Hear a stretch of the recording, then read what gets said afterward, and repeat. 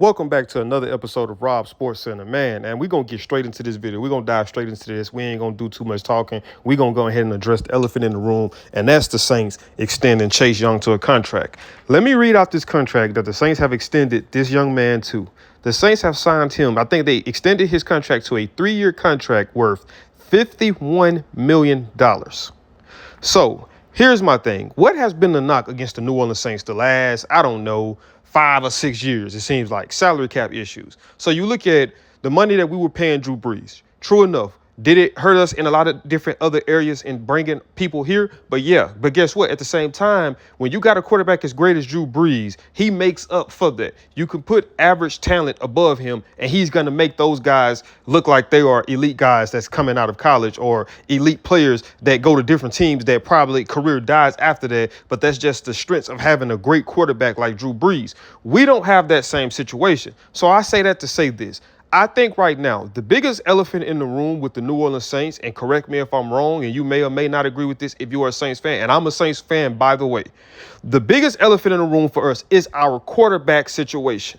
Like, to me, the Saints defense have been good without Chase Young. The Saints defense have been good when we let go of C.J. Gardner-Johnson. The Saints defense has still been good when we let go of Marcus Williams. The Saints defense has still been good when we got rid of Marshawn Lattimore. So the Saints defense, it was never a question mark with the defense. The biggest question mark was the offense not being able to consistently put up points. That was the biggest knock. Even if you look at the back end of Brees' career, that was the biggest issue. We could stop teams from scoring. We just couldn't score the freaking ball. So my thing is this. You got a team that was complete as the Saints was. Everybody knew, everybody said, if you know anything about football, you'll say that all the Saints was missing was a top-tier quarterback to get them to that next level. Because there's no reason why the Saints, in my opinion, should be missing the playoffs. The Saints have one of the most talented teams, one of the more talented rosters in the NFL. Right? So you bring in Derek Carr, who I thought might have made a difference. That made absolutely no difference. We still played below average or above average with him. It never was any consistency there with good receivers in Chris Olave, with Michael Thomas, with Jarvis Landry, and then Rashid Shaheed that came about. And then you got Alvin Kamara, who's one of the most versatile, talented running backs in the NFL, and we're still struggling to win football games, man. So we are struggling salary cap wise, and we go and pay Chase Young $51 million. Let me ask you this. What has Chase Young done in the last 2 years? Now, you can say, okay, he has been hurt. Okay, cool. But what good does talent or potential do for a team? Because at the end of the day, it's not about what you've done in college. It's about what have you done for me lately? And what have he done since he's been in the NFL other than a good rookie year? It was looking like Chase Young was going to be that next big thing as a defensive end. It just never really came about. When we talk about top D ends in the league right now, does his name come up in the conversation? Absolutely not. Name does not come up. You think about guys like Max Crosby, you think about guys like that's been consistent. So when you see a guy like Max Crosby getting that type of money, you say, okay, cool. He's not getting money based off of potential. He's getting money based off of the results that he has accumulated in the last however many years he's been in the NFL. So my thing is this, and like I'm gonna pull off my boy Shady McCoy line.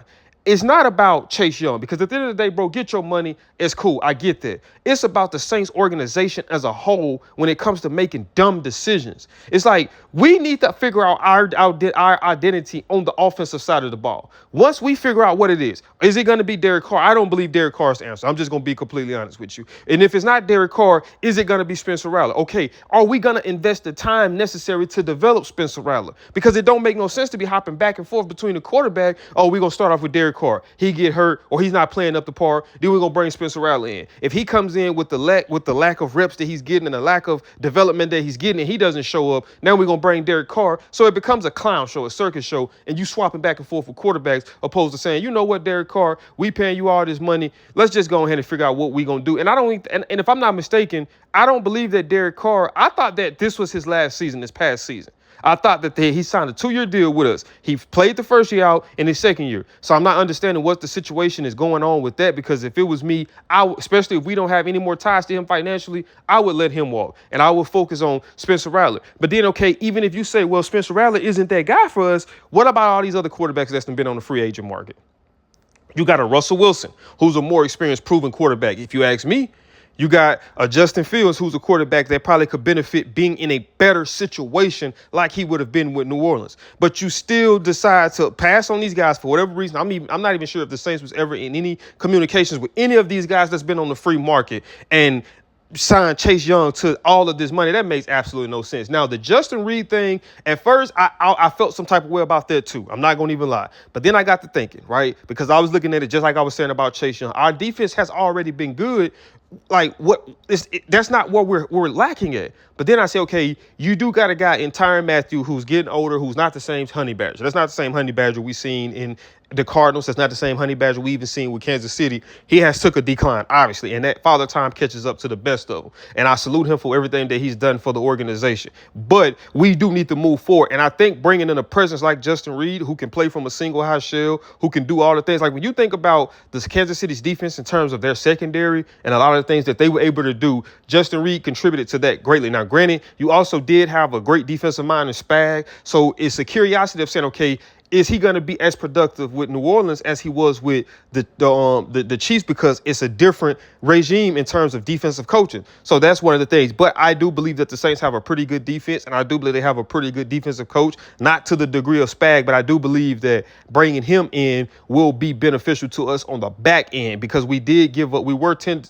we were lackadaisical, in my opinion, at the safety. You know, whenever we would give up big plays, big runs or passes, a lot of the times it came from that end, and we do got good corners. I mean, you got my guy, I forgot the slot guy, I can't think of Alante Taylor, and I think what was the guy Cooley that came about. So you got some pretty good guys on there. Then defensive line, we still good. Like I said, Chase Young, I don't understand that. We was good without Chase Young, but I mean that to me that's a head scratcher to me. You know what I mean? And like I say, man, I'm just going to briefly touch on that. But that's just my honest opinion. I think that we are a quarterback away from going back to the playoffs. I will say that. Now, Super Bowl, that's far, far, far from what we should even be looking at, because we haven't even made the playoffs since Breeze has retired. But I do believe that we are a quarterback away and maybe a good offensive play caller away from being in the playoffs. And we get that with Kellen Moore now being a good offensive play caller, but also being a head coach. But we have to identify what our quarterback situation. And then once we identify